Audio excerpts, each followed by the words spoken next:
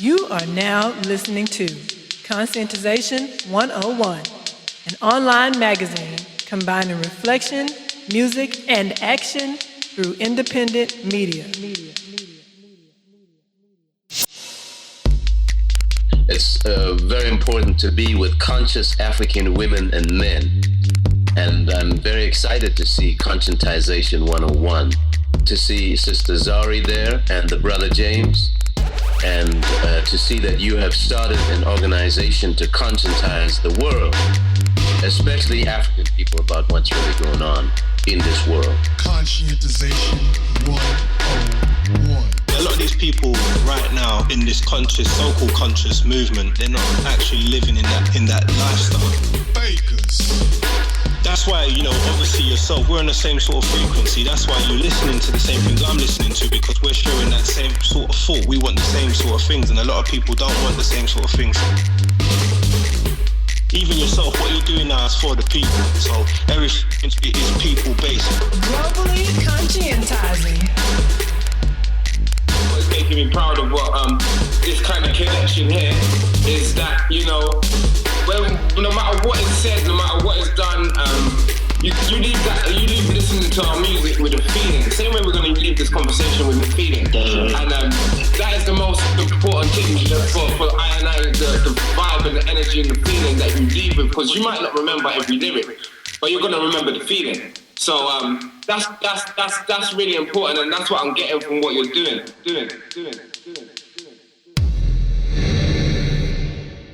Welcome to another episode of Conscientization 101 Podcast.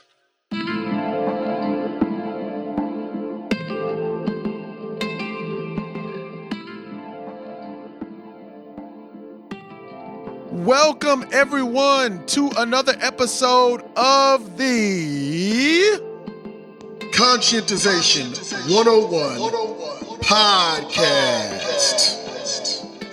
We are your hosts on this episode, James Stone, Senior Editor, and Zari Sundiata, Managing Editor of Conscientization101.com.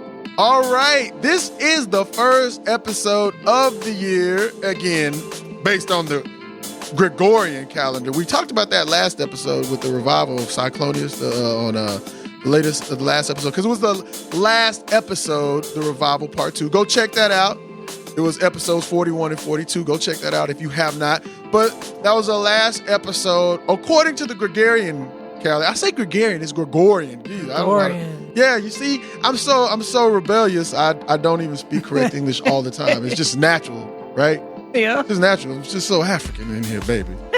I don't know how to speak that shit. I know what that shit mean, though. That's the important thing, right? No, but anyway, according to the Gregorian calendar, thank you, Zari, okay? Mm-hmm. The last episode, this is the new year, okay? Well, this is the new year. And so, if you go for that, Zari, what you think about that according to the Gregorian calendar? You have an interesting, we've been talking a lot about time and stuff, because you know what I'm saying, and stuff like that. I just, what you think? You do you have a New Year's resolution? No, I do not. Okay. Well, actually, I do. That's what I was talking about. Oh, what were you talking about? If I do have a New Year's resolution, which is very European concept, then it would be to have a new conception of time. Oh, that's very good, because you have to be if it was a new conception, a New Year's resolution, right? And having a new conception of time, wouldn't it cancel out the fact that it would be a New Year's resolution? Yeah, it would, actually. Okay, go ahead. Okay, go ahead. But if you just have to have one, the best way is to start off by trying to be as African as you can. Okay. Okay. All right. So we felt that it'd be good to go ahead and kick off this year by reading a passage. This so-called year. Yes, this so-called year, New Year, from Jacob Carruthers' book, Intellectual Warfare.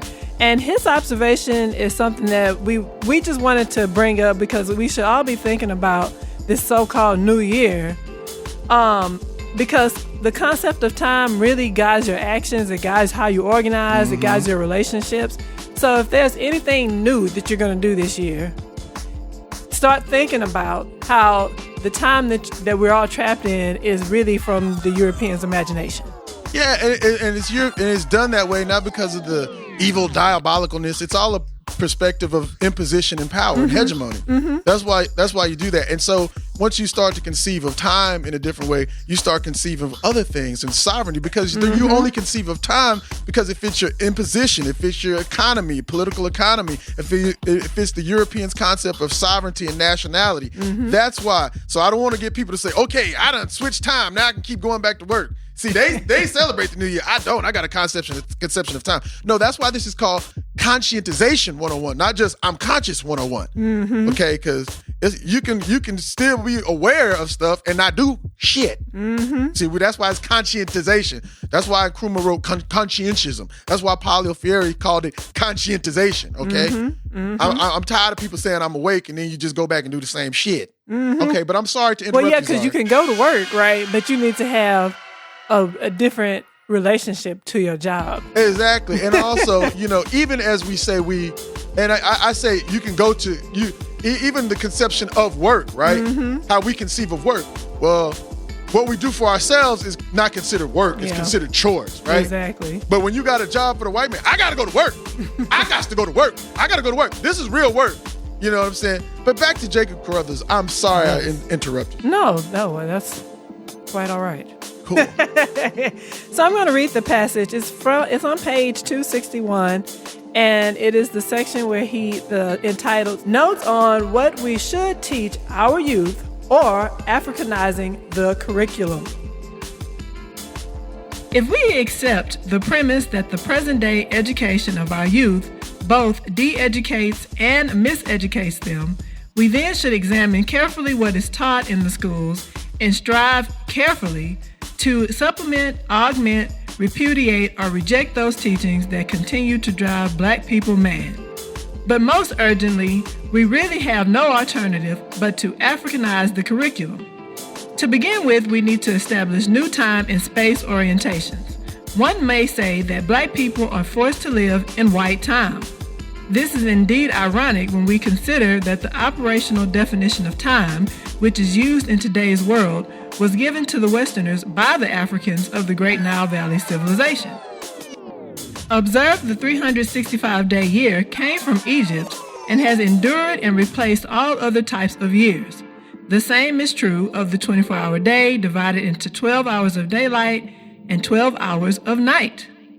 This is true also of the 12-month year, which has determined celebrations and business arrangements for thousands of years. Why then must we now submit to the European-imposed concept of year? In truth, as well as from our perspective, the greatest historically significant year was the Sept Tapi, the first time. That is, the unification of Upper and Lower Egypt. This event, which occurred over 62,000 years ago, resulted in the birth of the greatest nation of antiquity, gave civilization as we know it to the world. The Black nation Kemet, or Egypt as the Eurasians called it, introduced to the northern continent writing with a phonetic alphabet, a numbering, counting, and mathematical system, written drama, novels, and stories, higher spirituality, medicine, architecture, history, science, and art, among other things. In other words, the birth of Kemet made what we call history possible. Why not then let that be our day one, and thus we are now in the 62nd century of history. Think of what such a change will do in the restoring of racial sanity.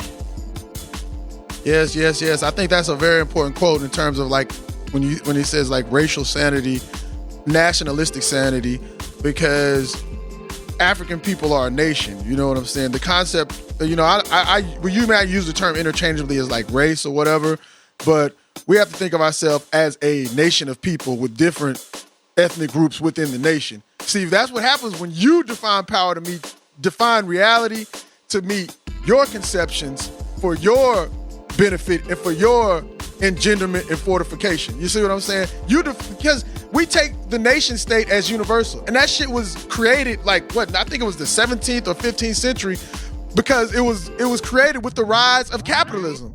And unlike what a lot of Marxists would tell you and stuff like that, and Leninists would tell you that like, oh, well, you know, that the so-called backward nations benefited from it, And then, and as Lenin said, and I've read the book is in our library, imperialism is the highest stage of capitalism. Well, sorry, Mr. Lenin, I disagree with you on that one. But see, Lenin can only say that because he saw the destruction of what a lot of Marxists term so-called backward nation, us, as progress. Yep. Capitalism started off imperialistic.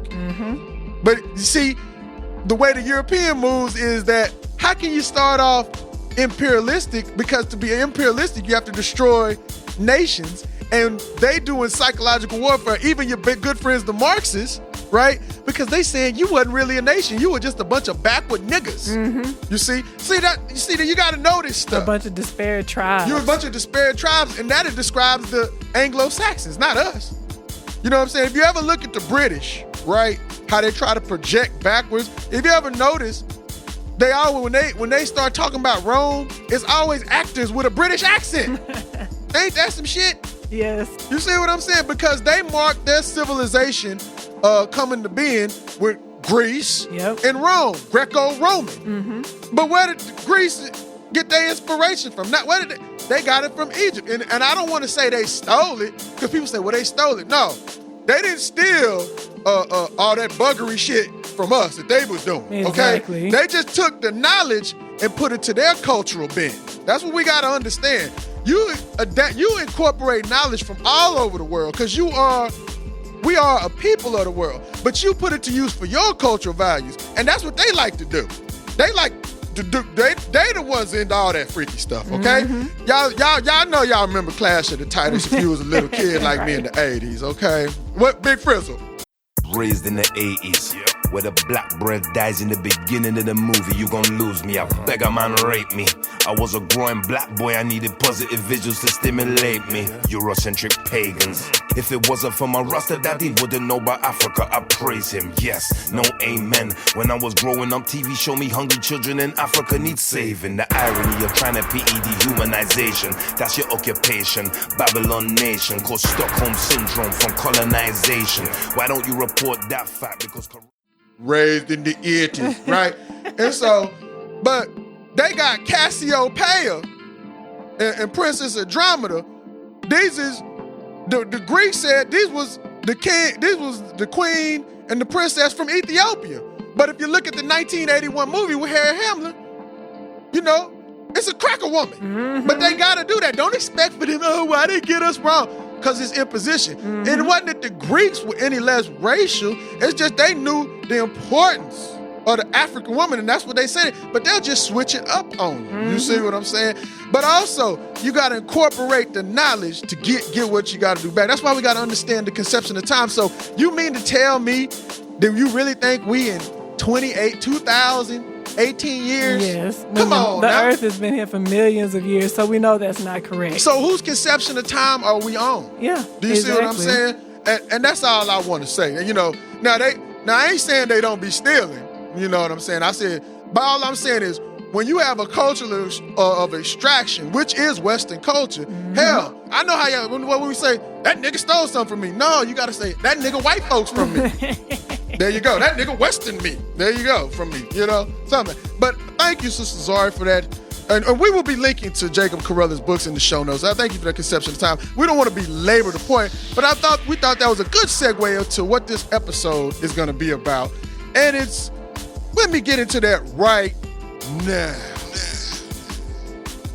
All right, this episode, we will be airing a conscientizing dialogue that we have curated and digital remastered from Sister Affiong L, called Weapons of Liberation. This presentation was given on November 25th, 2016, and published on Akibulan Way's YouTube channel. And we believe that Akibulan Way's YouTube channel is the channel of Akibulan Revivalist Movement, okay? We say believe because there is an Akibulan Way Revivalist Movement logo on the YouTube channel, but the beginning of the presentation shows an image which says, Akibulan Nomo Word, Power, Create, Activate monthly sessions. And plus, when we went to their YouTube channel's About page, There was no information that could confirm this definitively. Nevertheless, we think it's all from the Keep It Long Way revivalist movement. We just didn't want to confirm it without being entirely sure. And also, we believe that they're out of the UK.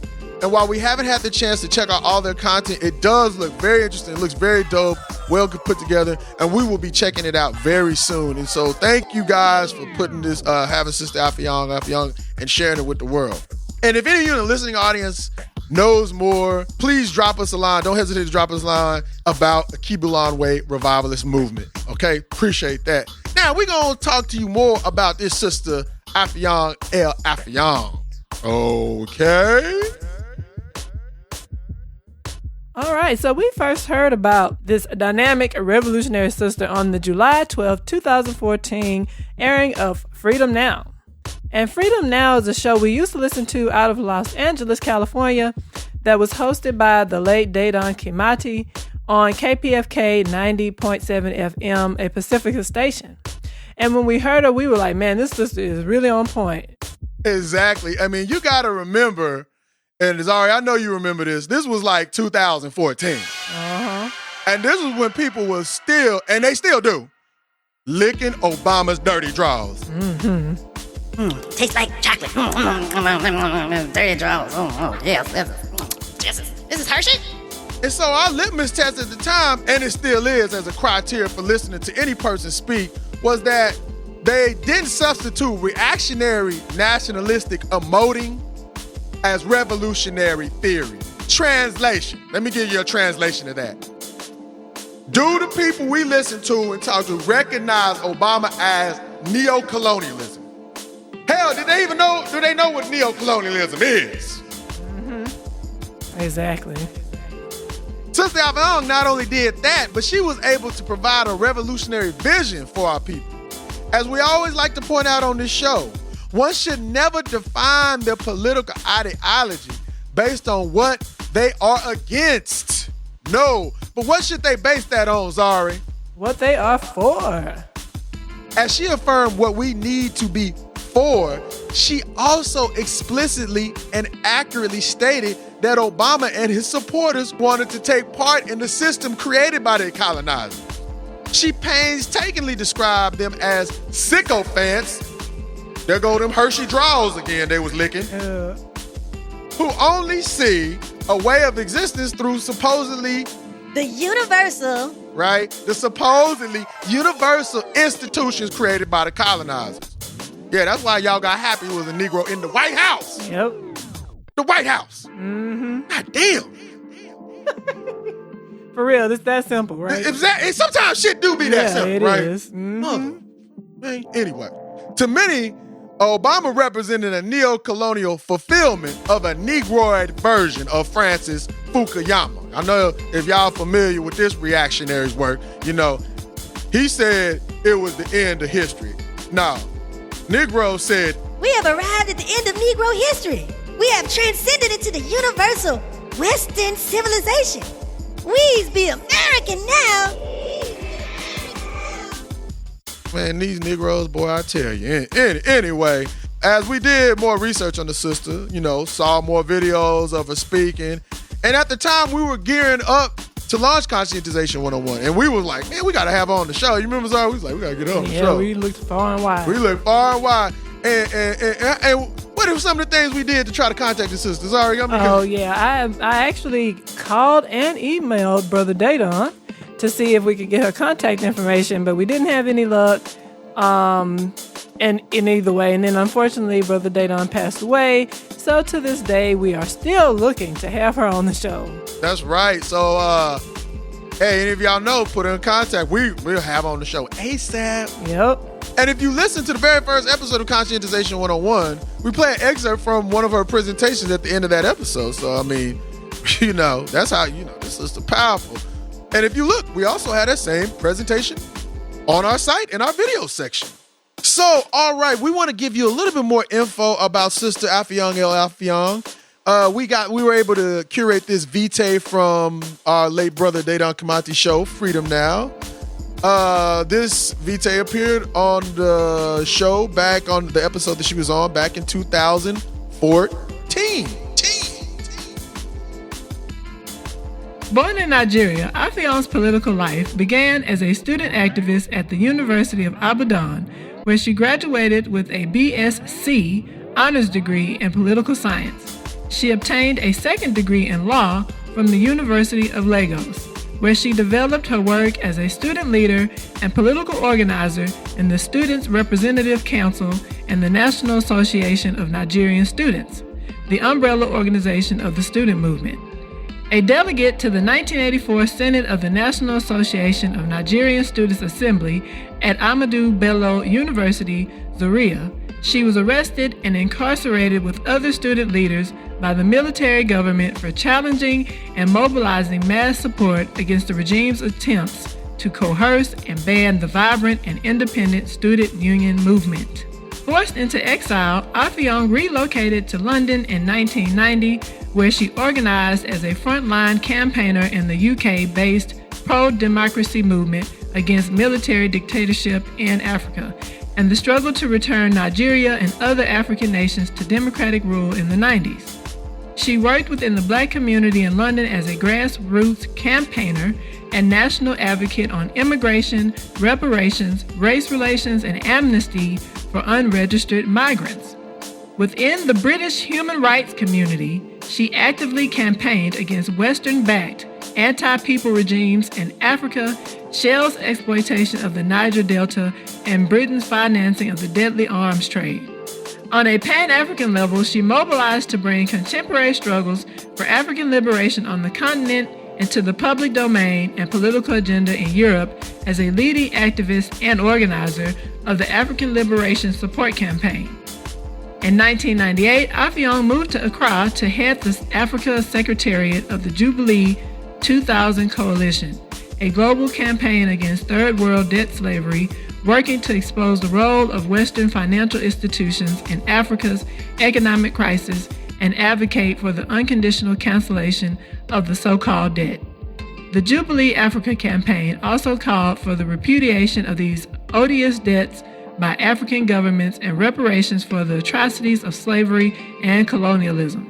Co-founder of Moyo wa Taifa, a Pan-African women's network created to establish links between African women on the continent and in the diaspora, Affiong is executive director of the Moyo Pan-African Solidarity Center based in Accra and in London, a foundation for developing group, organizational, and institutional capacities to facilitate the re-emergence of autonomous African people's institutions.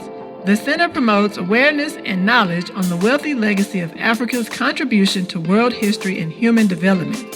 As part of its public education program to take ownership of African history by documenting and disseminating our own narratives to the world, the center produced a landmark open space public exhibition themed Kwame Nkrumah at 100, retrospective of his life, times, and legacy, launched by former Zambian President Dr. Kenneth Kaunda at the Nkrumah Mausoleum in Accra. The exhibition, which ran from May 2010 to September 2011, attracted thousands of visitors within Ghana and beyond. Moyo Solidarity Center also facilitates study tours to Africa as a vehicle to connect the homeland with her diaspora. A dynamic public speaker, broadcaster, lecturer, organizer, and cultural ambassador, Affiong is an international advocate on human and people's rights, including women's rights, reparations, debt repudiation, social justice, and development. She is dedicated to the struggle and victory of Pan-African liberation, unification, and self-determination. So stay tuned, and as always, we stand ready for the revolution. All right.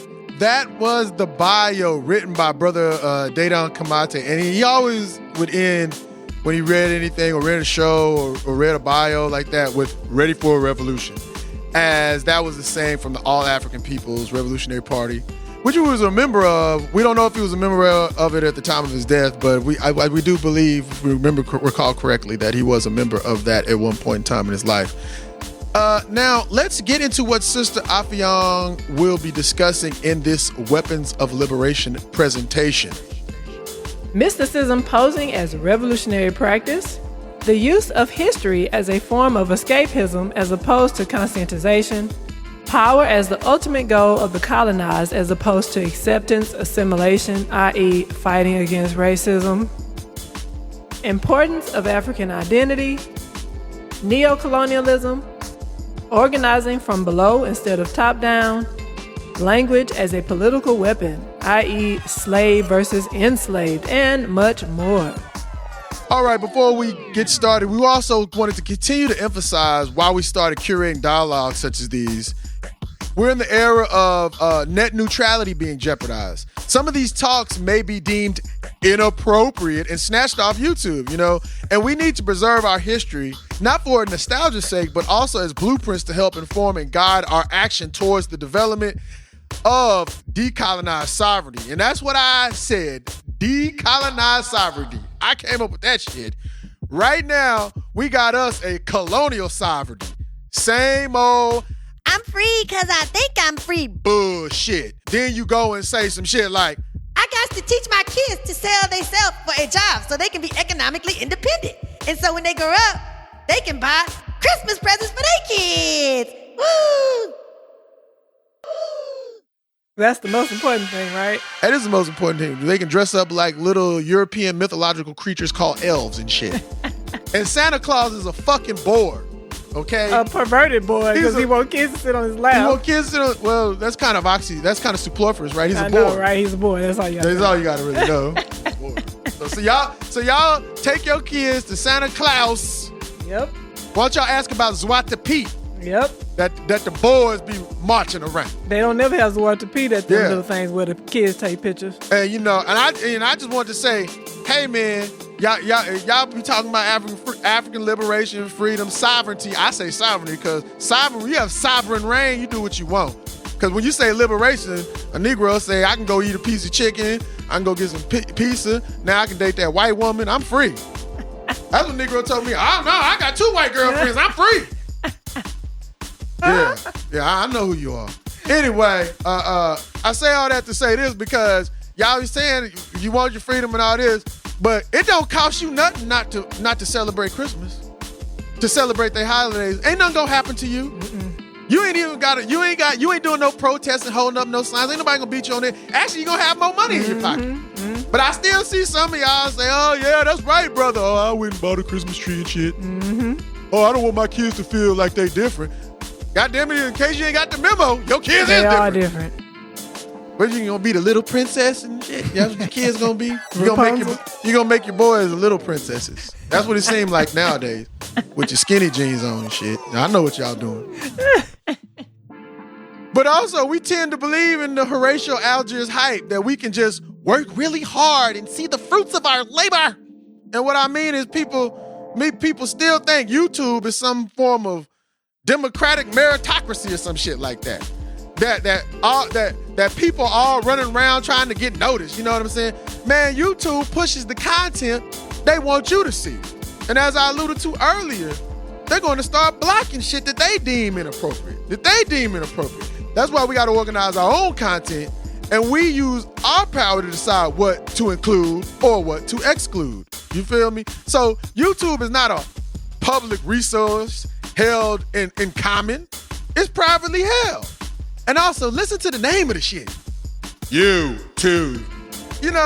Embedded in its name is the ideology of neoliberalism. The cancer of today. The I, me. Well, I have a good idea. I'll give you what liberalism is in a nutshell, because I know some of y'all still say, what's wrong with liberalism? It's individualism plus idealism. So what do you get with that? Well, I feel that my ideals are good, so that it ain't gotta have no basis on reality, and you think you a special snowflake. Some of y'all do think y'all snowflakes, okay? So no. We gotta have objective realities mixed with, somebody's subjective strengths, because Zari has a strength, and that's subjective, and I have a strength. Some of them might be different. But the objective condition is we all colonized throughout this world. That's all I'm saying. And all I'm saying is we must be vigilant. And I found a lot of good information on YouTube. Do not get me wrong. This is one of them. Thank you, Akibulan Revivalist Movement.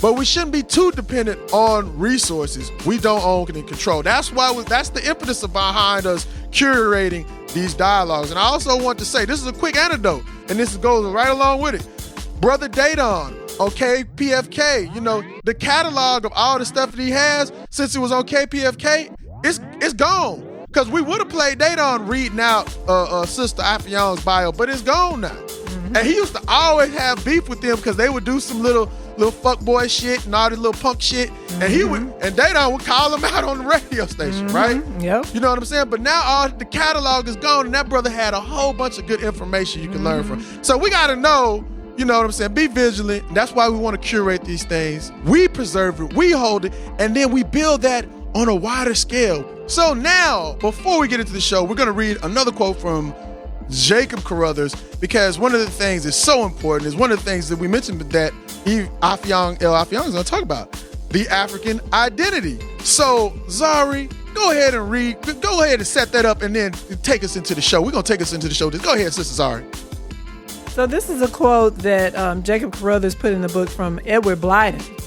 And in this, when he says unilateral remove, he's referring to how we need to change our education and our concepts of time and all that. The only way we can restore life and sanity to the African race is by such a level-headed unilateral move.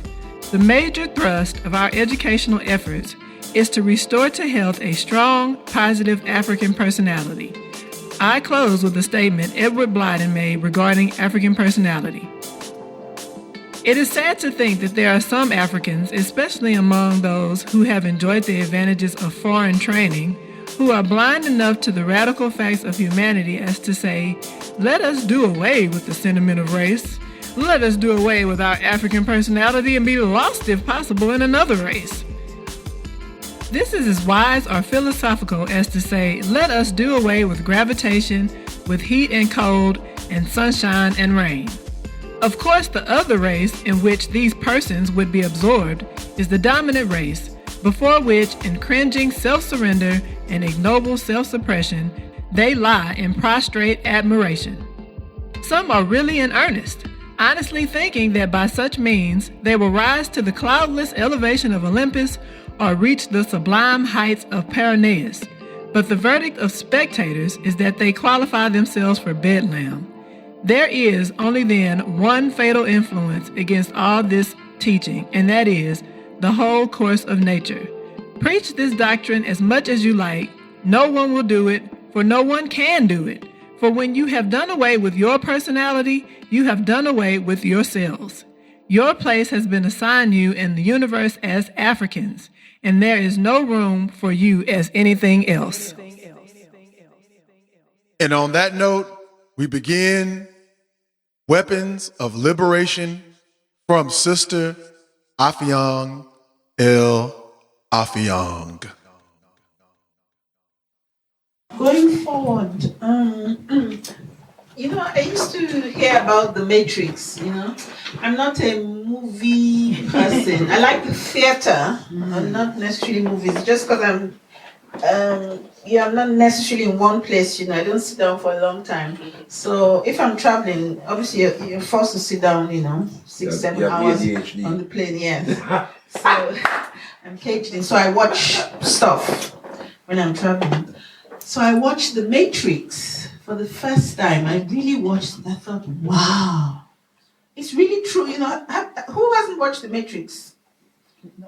Okay, well, it's important to try and watch it. It's amazing, you know. So that's really good. So, but that's how we're living now. We're in the Matrix. Yeah. It's a life of make-believe, you know, but it's real.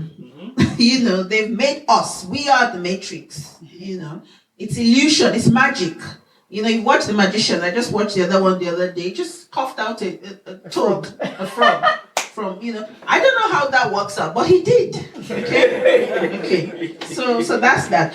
But I'm saying that we must watch The Matrix. The other thing about, you know, when they say art, is it the art copies life? What is it that they say about art and life? Life imitates art, and this is serious. You have to watch their films to know what they're thinking. You know? Don't take their films at face value. How many of us have watched Avatar? Oh, yeah. When I saw it, I was like, I had to watch it about 2 or 3 times. And I'm watching, and I watch them studying. I study them, I watch them intently, and I watch it one time, and I watch it again because I would have missed something. And you have to take this thing seriously. Avatar tells you how they operate. First, they identify the resource. Then they come and ask nicely. Okay? As they're asking nicely, they're bringing in the troops. They have the scientists, they have the missionaries, then they have the army. You choose which step, whether it will be A, B, C, C, D, A, or B, D, A. But they'll ask nicely first. Yeah. And when I watched, I thought, oh my God. But you see now, they're so bold and strong, and they have the impunity to show you the things on film. Okay? While black people are still doing films about love, kiss, kiss. Mother-in-law is a witch. Somebody did some juju for me. Those are the kinds of things. Those are the films we are still doing. These people are doing films about Matrix and Avatar and space. Oh God! I wish I could have a transfusion.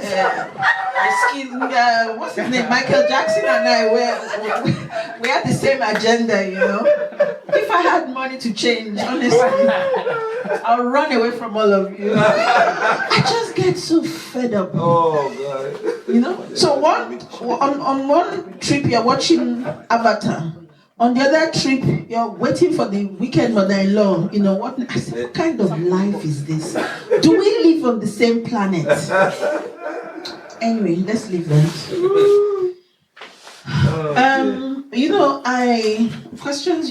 I discuss with my comrades, and keeps me awake at night. I wake up in the morning, it's worrying my mind. Because in struggle, there's so much to do and there's so much work to do. So then the question I've asked myself, what is the one thing, if I could focus on one thing, what is it that I can focus on? Because it's very overwhelming, especially when you go back home. When you go back home and from there you look at the West here, it's like we're joking. Even the hard work that we're doing now is just like a child. You see, like child play. Yes, child play. It's just like that child, Her whole life is just her mother's breast. That's her whole life now. That's where her life revolves around. That's what we're doing. That's where we still are. I'm saying we are faced with such things of tremendous, volume that you can't even. Especially when on the continent, how terrible things are. And it's this same imperialism that has stretched its arm that far. Here, we're inside the belly of the beast. So it has its front end, so it has its belly. But on the continent, we're in the backyard of the beast, where the poo-poo comes out. And if we had any sense, we would align with ourselves. So we're able to attack the beast in its belly or its throat or even stab it so bad in the backside that it affects it. It gives a mortal wound. This is how we need to be thinking, how we need to be planning. But instead, those who are in the belly of the beast, are very comfortable. That's right. So, when it's eating and, the other things that don't get digested, those of you in the belly, you eat that bit. And we're very happy, to have that bit. Of course, that by the time the food comes down to the end where we are, at the back, it's nasty. So that's why we, who are in the backyard of the bum of the beast, we aspire to come into the belly of the beast, where we can get some of the remains from the guts. Oh God. Instead of thinking of how to locate the underbelly of the beast and kill it. That's right. Word. So I'm saying all these things to say, and I don't just talk for talking's sake.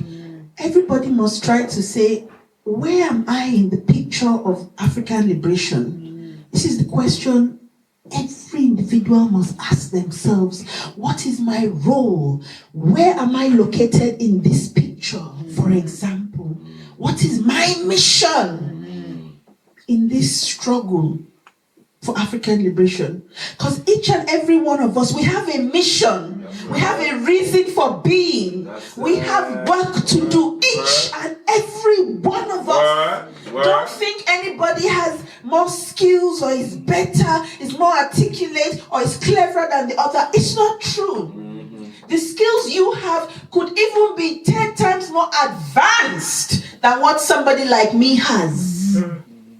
Never underestimate the strength and the power within. And the other thing about power, sometimes when we talk about power, we conceptualize power as something, for example, that is located in 10 Clowning Street. Or at the Cream House in Washington, D.C. We think that power is external. But I'm coming to understand that power is actually internal. You must gain power over yourself first. Power over yourself.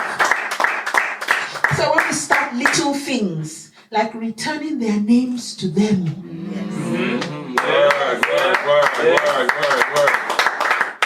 Returning their hair to them. Returning their clothes to them. Returning their food. Lots of things. Beginning to return their things to them. And as you return their own to them, you pick up your own. That's right. That's exercising power over yourself. First, before we begin to organize for it amongst ourselves. Because if we don't do that, just at the moment when we're about to strike, somebody will say, no, this nice man looks like Jesus, I can't attack him. I'm serious. Or this one resembles the other ones from the East. And they're my brothers. It's so important. Self. You must conquer self. And with the question of power comes the question of discipline. If you don't have self-discipline, you have nothing. Discipline, power.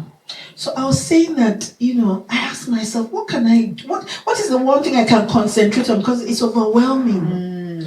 And I realized something, that because the vast majority of us are still fast asleep, if you could even concentrate on the question of waking up our people globally, on the question of conscientizing the African, on the question of attempting to reach that irritated genie that is buried deep within each and every one of us. If I could just even take that task and begin to implement it, we might be getting somewhere. Because the day we wake up and just push the master's table over, it's finished. The game is done. Game is done. So I'm saying, so for me now, standing in front and speaking, I'm working. I'm not having a chat or a discussion. I'm at work. I'm at work. I'm not socializing. It's not the social location. I don't come to socialize. I'm not having a chat or just a discussion and some tea. I'm busy at work. That's right. Because knowledge and information, it must be that we use it like a butcher's knife. We're sharpening our knives. That's right. And why would a butcher have a knife if he isn't going to use it? That's right. It must be a weapon for struggle, for freedom, for liberation. And I'm saying that, that same thing applies to us. That whatever we do, whatever our skills or our profession, is, whatever it is, and it's different things. Some people are in front, some are behind, some you don't know, whatever. It must be a weapon for our freedom. Word sound. That's the point that's being made. Word sound. So, in terms of going forward, we have to start to attempt mass reconscientization of our people. That's right. Mass reconscientization. If we've woken up, if we say we are awake, you better make sure you wake 10 more people up. That's right. Unless you will die. That's it. Right. Nobody is escaping alone. You can think you are as clever as wherever, you're wasting your time. We'll either sink or we will swim together. That's right. So it's in our own interest to wake as many people as possible up. What? And in waking people up, we then begin to organize. That's right. To organize. So when we talk about organization, it's not some flimsy thing we're just saying and just, they're just trying to recruit you. It's a do or die affair. And so if we like, you can wait till the 11th hour. At a point in time, when things become critical, let's say we've been saying that everybody on this street, coming to number 282, we're going to board the door, there's something coming down the road and we need to get in here, to hide because there's a bunker under this place. So I'm taking my time. I don't believe it. If we know that by 12 midnight they'll strike, and we've been telling you 5 days ago, let me tell you something. You turn up here at 11 p.m. Affiong won't let you in. Do you understand what I'm saying? Yeah. After a while, it will become too late. That after a while, we will then need to see you as the enemy. Because if you're not part of the solution, you must be part of the problem. That's right. Because in wanting us to open the door at 11 p.m., you are opening us up to the enemy rushing in. So, I'm just using these simple analogies for us to understand that everybody has a stake, a responsibility, and a duty in this struggle. So I'm saying that, I think that the question of, conscientization is a key part of the work, but that must be taken to the next level. I was listening to, a discussion about Black history, and we say all the time, they don't teach African history in the schools, and this, and we cry about that all the time. But do you know why they don't teach African history in the schools? And they don't even teach African history in the schools on the continent. Do you know why? Yeah. They can't afford to do it. Exactly. Come on. They can't. Come on. Because if they did it, there'd be revolution tomorrow. Word. Tomorrow. Yeah. Yes. So you must understand Yeah. the limitations of the enemy. Yeah. Therefore, if that is a limitation for him, that's an opportunity for us.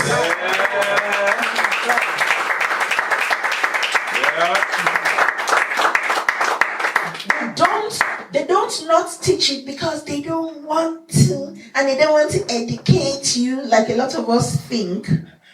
No. They can't afford to tell you who they really are. They can't afford to tell you what they really did. Yes. Can't afford to tell you what they're still doing. Right. So that's our work. That's right. To teach her from day one. So she grows up, with this in her mind. I was watching something just yesterday on YouTube, and, one white man called into a program, this is America, and this is our land, and the Native American went to that. It's not America, it is Polynesia. I had never heard that being said like that before. And she taught her history in about 2 minutes. Yeah. So this is not America, this is Polynesia. So you go back to where you came from. Yes. She quickly, dropped the phone. Imagine if everybody had that kind of confidence and knowledge instead of being defensive. To include us in America. I said, no, this is not America. You go back to Europe. So Black history is important, but sometimes also some of us get caught up in Egypt.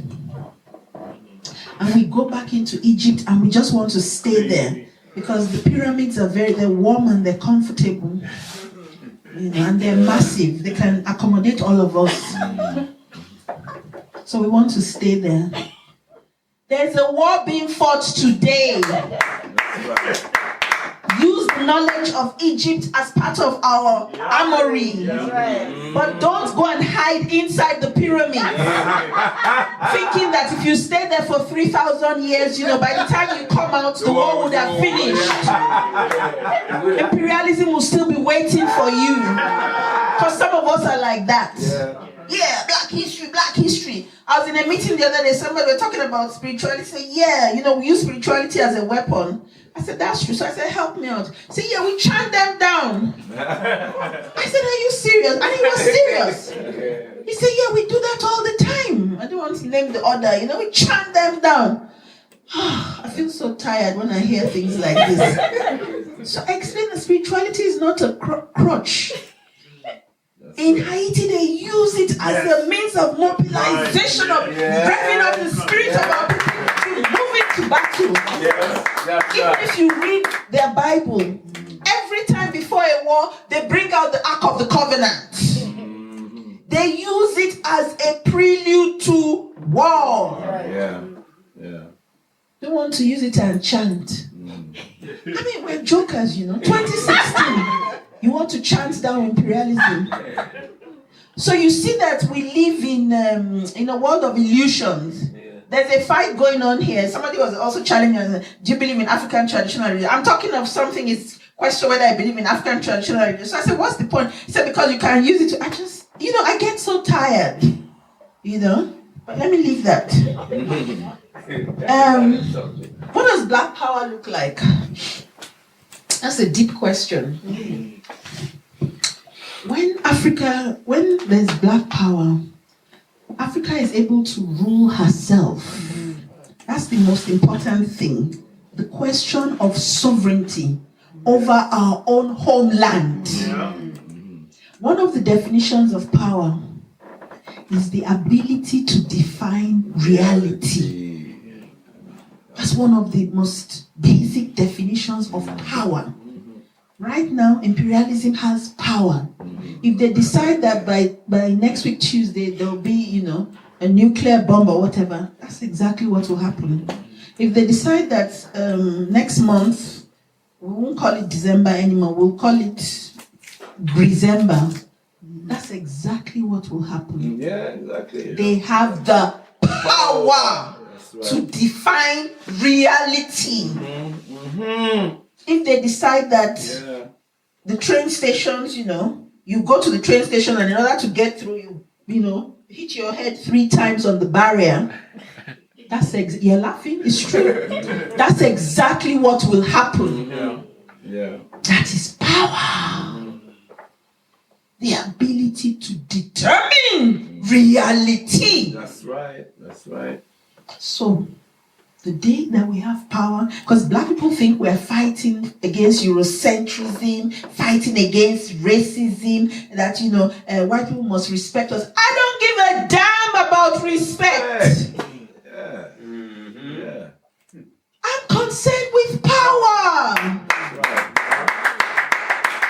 Not with respect, not with love, not with acceptance. They must accept me. Who gives a damn? I want power. Power, not fame. Power. Power. Come on. So in terms of, Africa now, if we have control over our resources, if you have control over the tap in your yard, you can turn it on and you can turn it off. But now the tap of our resources is on, full flowing with a pipe that leads directly to the west. The day you are able to turn that tap off and keep it off, even for yourself, because the resources haven't been used, you haven't known the resources anyway, you won't be missing them. Close the tap. Within 2 days, you will see blood flowing like rivers on the streets all over the West. Days. If you turn those taps off, that would be power. Because not just about turning them off, you have to be able to guard them. To keep them turned off. and wait and see what happens. Then you see all these black people that said they're not Africans. You won't know. They won't even know that they have witchcraft power to run to Africa within a minute. I'm saying to literally just disappear from here and appear home. That's what power looks like. That's what power would look like. And see the Chinese, they have power. If you mess with a Chinese person anywhere in the world, you know they are not dealing with Chongqing. They're dealing with China. And the population of China is about 1 billion.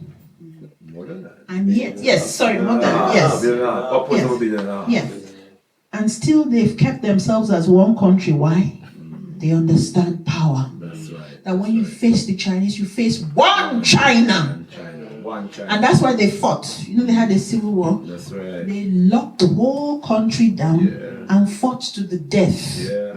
And it was those who survived, and they opened the country and said, we are China. Chinese. Yeah, that's right. Word. That's what power looks like. Word. But look at us. 54 countries. 54 beggars. I'm proud of it. I'm proud of it. I'm very proud of it. Some of us, like Nigeria, we big and bad. Our own begging bowl is a gold one. The others who don't have so much money, they have brass begging bowls, silver begging bowls. We don't bother with them. Calabash. Yes, some of them even have calabash. Our begging bowl is big, it's gold, it's shiny. And we're very proud. India summons Africa. India summons Africa. And we go. China summons Africa. Obama summons Africa. Every Russian, everybody, and we go. In fact, the one that they went to India sometime late last year, it got so bad, apart from them all assembling the heads of state, the Indians made them wear Indian clothes. Haven't you seen it on Facebook? Someone said, I can send it to you. And they came out. Oh, black people. Oh, we are pathetic. Pathetic people. Because they're going to beg. All the resources that we have them, but you go and beg. So who was the artist? It says, in the abundance of water, the fool is thirsty. Batman, sorry. In the abundance of water, the fool is thirsty. Rat race. That's the one. That's us. In the abundance of water, the fool is thirsty. Yeah, word. Yeah. So, and the other thing that we've got to realize that Africa is our homeland. We've actually got to understand that here. Because sometimes I hear some people diaspora say things like, oh, and you see that a lot on social media. Those continentals, they don't like us. Or they say we're not Africans. Imagine you or any of the sisters. Somebody comes to you and says, you're not a woman. How would you respond to them? Tell me, think about it. So you're not a woman. You say you're crazy. Absolutely. They'd either have to be crazy on medication or something, or be bipolar or both. But then somebody comes up to you and tells you you're not an African, and you become offended. You must be crazy. Yeah, that's right. You need to understand that. And so there must be that deep understanding, because even people on the continent do not know our history. That's right. They've kept the history away from us same way it's been kept away from Africans in the diaspora. So don't think people on the continent know all this history. And no, the enemy is the same. That's right. Unfortunately, those who came after we built a wall around themselves to protect themselves. Where they failed in their task was first not to ask for a heart to be filled full of love, love, love. Hidden colors, so vivid and so pure. Rise above us, you never will, you started a flawed. You spread blood instead of love, that's your repertoire. Could never be in line with divine. You try hard, cold hearts could never be given out. Warm feelings, the truth is out there. We're still waiting on revealing what exists in our own being. What persists to rise through the mist that we're all seeing. You hate the fact that this black cat has turned up. Self-aware Willie Lynch papers, they burn up. Who would have Emmett Till been before his wicked end? Or Trayvon, the names go on. It's like the time blends. It takes a nation of millions to hold us back. Even them house niggas sell us out, fearing the black. The real would never hit them. Surround himself in mysticism, beg the true and living. Waking up from this mental prison. They won't let me loose. They still wanna put me in a noose, cause my face resembles the ancient ones who brought you truth. I'm in touch with the youth, the army for our nation. May our powers combine, decline separation. Been through so many wars, but still there's more facing. Held high by the oracles who teach patience. I'm in touch with the women who procreate our nation. May our powers combine, decline separation. Path, legs aching, spirit never breaking. Forever ready for the task that I'm facing. We make decisions based on circumstance and situation. I've stared mine down every second since awakening. I'm clocking with my eyes wide what life's like, we fight tides. Ain't natural forces, they originate in man's minds. Since Europeans took to waves, murdered the indigenous, raped, pillaged and enslaved. Who've been caged. Every generation born since has been appointed a role to play. Exploited or exploited, the masses serve the will of a minute minority who poison us with lies of race and class inferiority to maintain their status quo. We kill and die over Joe or Blow or digging minerals for smartphones while they kick back and count profits. Our choices struggle to survive, die or do the best to switch sides and fuck your people in the process. There's another choice, search within for that inner voice. The battle cry of ancestors who rebelled and endured. Africans who took those slave ships, threw their slavers overboard. Natives who saw what was coming and took up swords, fought and put down those invading hordes. I channel the spirit of true Saint Louverture. You can't be given freedom, you must take it to make it yours. They won't let me loose. They still wanna put me in a noose, cause my face resembles the ancient ones who brought you truth. I'm in touch with the youth, the army for our nation. May our powers combine, decline separation. Been through so many wars, but still there's more facing. Held high by the oracles who teach patience. I'm in touch with the women who procreate our nation. May our powers combine, decline separation. Yours truly, the young Tahuti that raps like Cool G, existing in a harsh, managing to stay smoothly. The sun never moves, it's the earth that rotates. See, it's the very basic things in our life. We have to change cool perspective that governs and carries the collective. Who controls images, controls minds like a shepherd.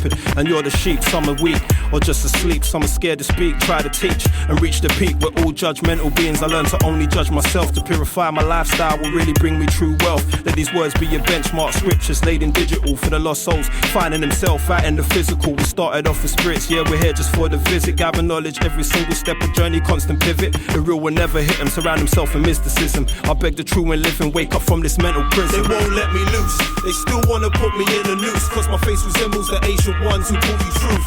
I'm in touch with the youth, the army for our nation. May our powers combine, decline separation. Been through so many wars, but still there's more facing. Held high by the oracles who teach patience. I'm in touch with the women who procreate our nation. May our powers combine, decline separation. I breathe heavy, surrounded by a bevy of black beauties, looking for unity in the community I come from, where the hammers are the drums and the leaves are still stained, where the blood where we hung. Yeah, my body is numb, but my mental is active, attracted to the combative. They be the voices to inside all change.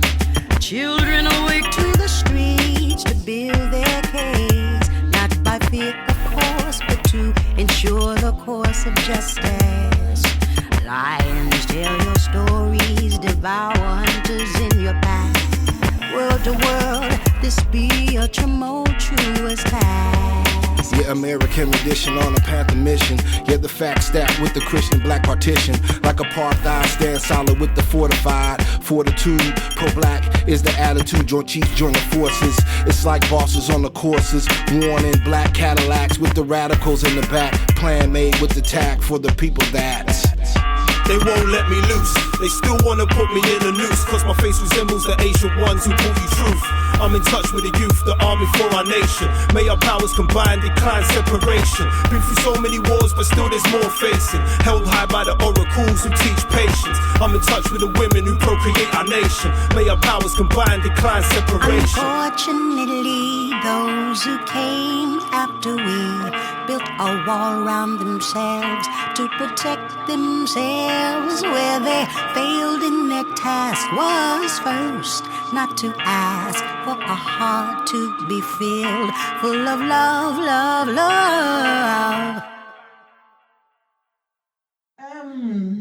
We're talking about some of the things that have happened. You said to give some more specifics. You see, the thing about Libya was had the highest quality of life on the continent, and amenities, social services, quality of life, living, because the oil was used for them. It wasn't like how in Nigeria, the benefits of the oil are used, for other societies. And Gaddafi obviously had a lot of plans, was going to change the currency. Same thing, Saddam wanted to do. That the world currency is in US dollars. That's what props up their economy as the foremost economy. So Saddam was going to change, he had just done it, to change their reserves from dollars into euros. Gaddafi was also going to do the same thing, but wanted to make it into the gold dinar, that this would be the currency of the global economy. They don't mess. You touch their profits, you're going. And that's exactly what happened. Because it was going to cut out, the monopoly of the dollar. And they don't play. And also, this question of African unity, any leader that pushes that position beyond rhetorics, they're coming. Because that's the one thing. If we achieve African unity, the game is over. And that's why for us as political activists, the first work is to achieve African unity amongst the people. Because a lot of times when we talk of African unity, it's still on the state level, on the question of governments and countries. Our continent is ruled by neo-colonial criminals, the vast majority of them. And so that kind of unity will not come from the top. We've been talking about it. They will not do it because they need to have, their own private spaces where they're able to exploit, the individual economies.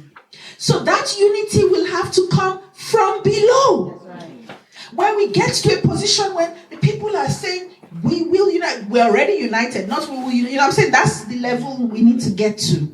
And that can only be done, people to people networks. That then makes the government policies irrelevant because we're already forming these bonds. But for us to do that, even we ourselves must understand deep in our psyche, not just something we say and we don't feel, to understand that we are African. And to study about the other side, because people just sometimes concentrate on their own side. You must learn about sisters and brothers on the other side of the Atlantic. There's your twins all over. You meet somebody who looks so much like you'll be spooked. Literally, you will be spooked. So I'm saying these are some of the things that are our personal responsibility. So anyway, that's what Gaddafi tried to do. Somalia was a victory for us, because a lot of times we don't recognize our victories in struggle. That's right. When the Somalis, took down the Americans, that Black Hawk, incident, they whooped them, like they'll say in America, they whooped them bad. But look at Somalia, a small country. They've already destabilized it, and yet they were able to organize themselves, to chase the Americans out of their country. If Somalia can do that, what about the rest of us? Yeah?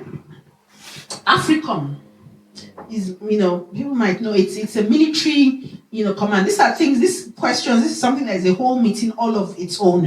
Because to even study the history, the origin, the politics of it, they've infiltrated the whole continent because of these weak leaders, that we have. And so, if there's an uprising today, say in, choose any country, say Ghana, the American jets, they don't need to fly in jets from the US. They are waiting, either in a neighboring country or even right there. They will put down the rebellion immediately because they're already on our soil. And our neo-colonial leaders they're so weak and such criminals that, they're just so short-sighted. They see the little benefits they give them without seeing that, you're compromising generations to come. That's right. But you see, you can only have, at the end of the day, and this is a painful thing to say, people deserve the kind of governments they get. Because people who do not wake up and who are not able to speak up, and on the continent, it's usually because of religion, ethnicism, these things divide us and don't allow us to speak, then that's why we continue to have the kind of leadership, that we have. Same thing with, Africans in the diaspora here. If like in America, the best you can do in leadership is Jesse Jackson and Al Sharpton, that's an indictment on the people. As for here in the UK, I don't even know who you have. I don't even want to call some names because they're probably my friends. But I'm saying it's an indictment because some of us just point fingers. So and so is bad. He's a sellout. He's a sellout because you're not even, around. You're still at home in the central heating. You haven't even come out. Say somebody's a sellout. Nature abhors a vacuum. If you don't occupy stuff, Mr. Sellout will. Haiti, it is too long, to even start to go into Haiti. But the Clintons, use that as their business, angle and their little empire.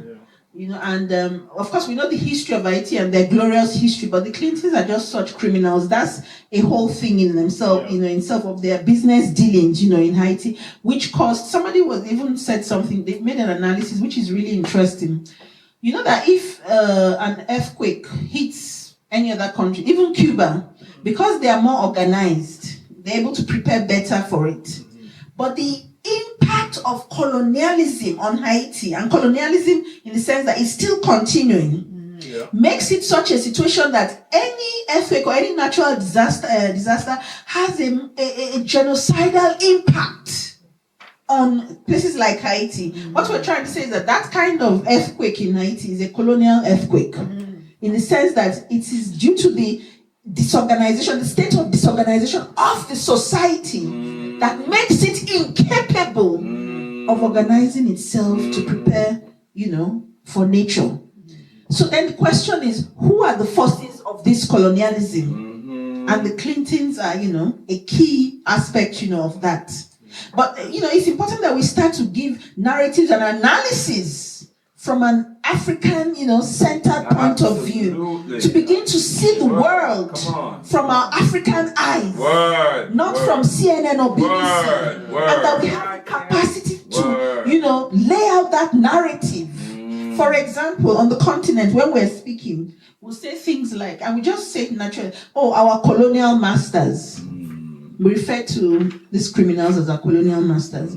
And, I'm saying, no. Because that's two things. Here, every African believes that, yes, they are masters, or they were, even if you say were, they were our masters. I say, no, they're not our colonial masters. They were criminals who colonized us. Because that's the truth. Criminals who colonized us. So you can imagine if our narrative is that, by the time that all she's hearing is criminals who colonized us. By the time she's a teenager or something, if somebody says somebody's a colonial master, she'll say, who? You mean the criminals who colonized us? Right. So she begins to see them for what they are, criminals, not masters. Word. So important. Yes. Or even the issue of slavery. We say, like I hear people in America, we were slaves. Yeah. Or they captured this, they used us as we're slaves and a slave. I said, no, there were no slaves. That's right. They captured free people and then enslaved them. Yes. Now, when you use the word enslaved, the first question that comes to somebody's mind is, who enslaved you? Yeah. Who enslaved you? Yeah. So you begin to then say, okay, these are the criminals. Because if you say somebody's a slave, if you're a slave, then you're just a slave. Do you see? There's nothing, you cannot be redeemed. But if you were enslaved, it means somebody did something to you. So language is important, the narrative is important, and that understanding inside of ourselves. The Chinese, they're coming very nicely, just like in Avatar, offering a lot of money, which Africans with their, typical short-sightedness, accepting because we think there's quick money. You can build road. But yes, build lots of things. By the time, she's an adult, her life is mortgaged already.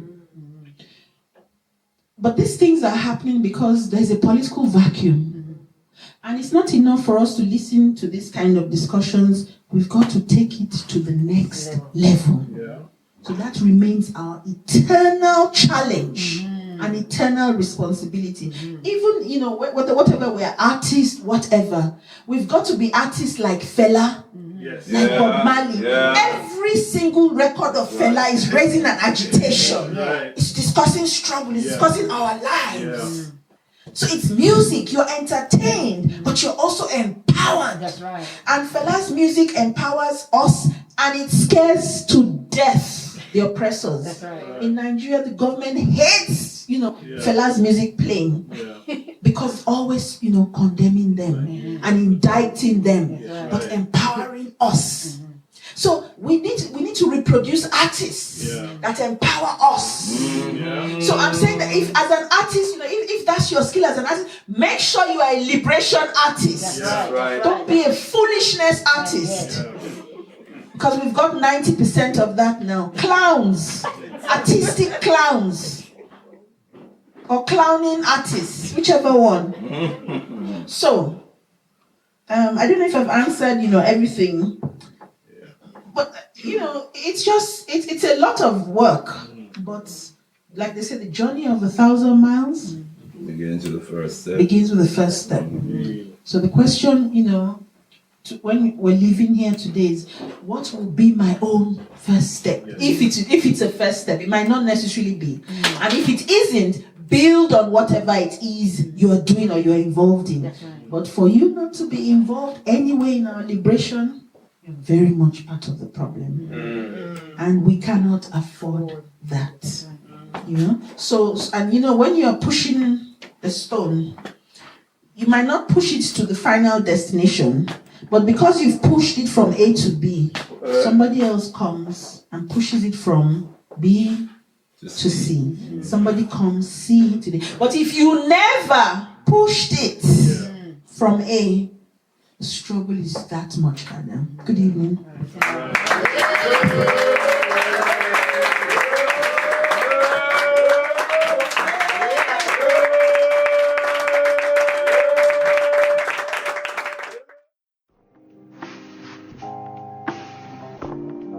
This is ancestor veneration. Diop taught me I was the first on the planet. No mere coincidence, this is God's plan. Clark taught me that everywhere the European went in history, they rape and pillage on God's land. Sertima taught me to revisit the image of Egypt, backflip it, call it Kemet like my fourth seed. What Ben taught me, to worship my mother like a goddess. Black woman, true stories. Malcolm taught me that the price of my freedom is death. So after I'm free, I'm done. After me, 3 sons left. Martin taught me that boycott more deadly than a bullet. That's a real pocket check. MMG taught me boss. Marcus Messiah Garvey. Different cloth. Even the blind can find him in the whirlwind when they are lost. In the time your mind can find, he was the key that would unlock.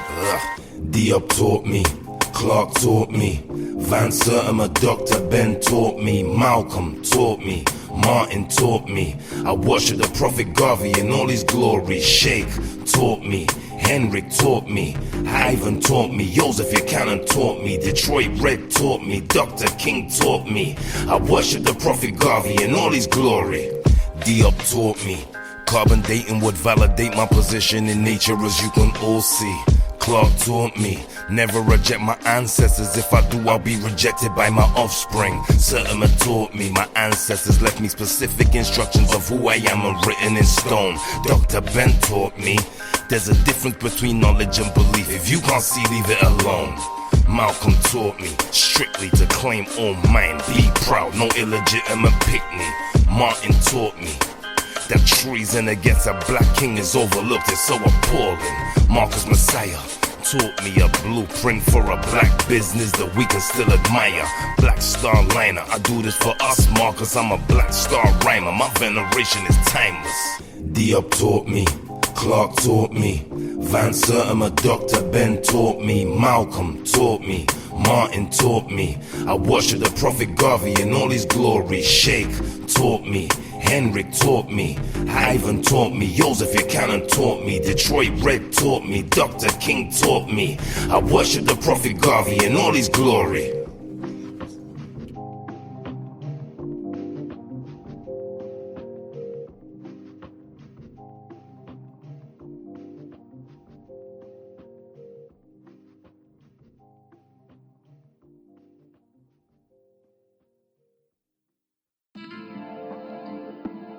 All right, that concludes our digitally remastered presentation from Sister Affiong L. Affiong called Weapons of Liberation. This episode has featured music from Conscientization 101, Decolonize This, Properly Defining Settlers, Part 1 Instrumental, from our musical commentaries collection. Cyclonius, Powers Combined, featuring Apex Zero and Black Stacks from his album The Revival. Big Frizzle, Ancestor Veneration from his album Family First, Africa for Africans edition. All right, as always, links to featured music are in our show notes.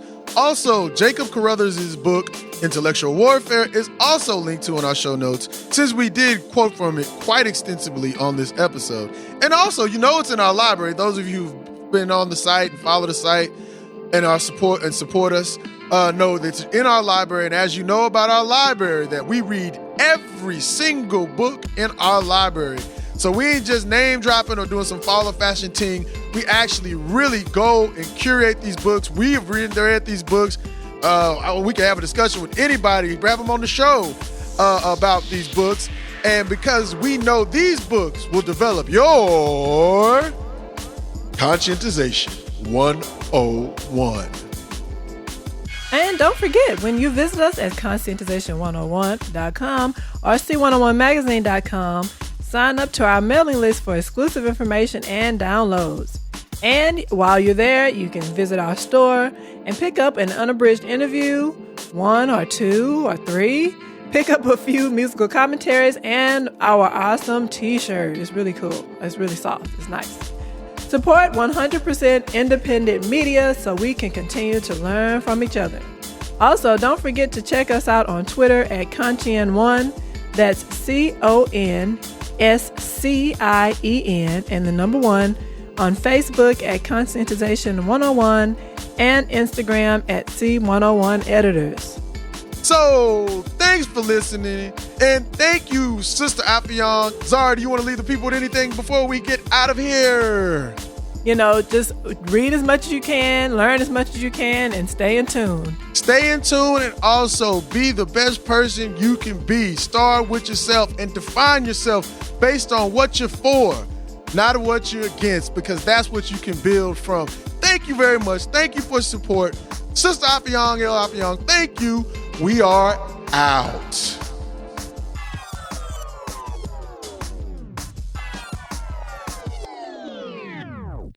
Conscientization.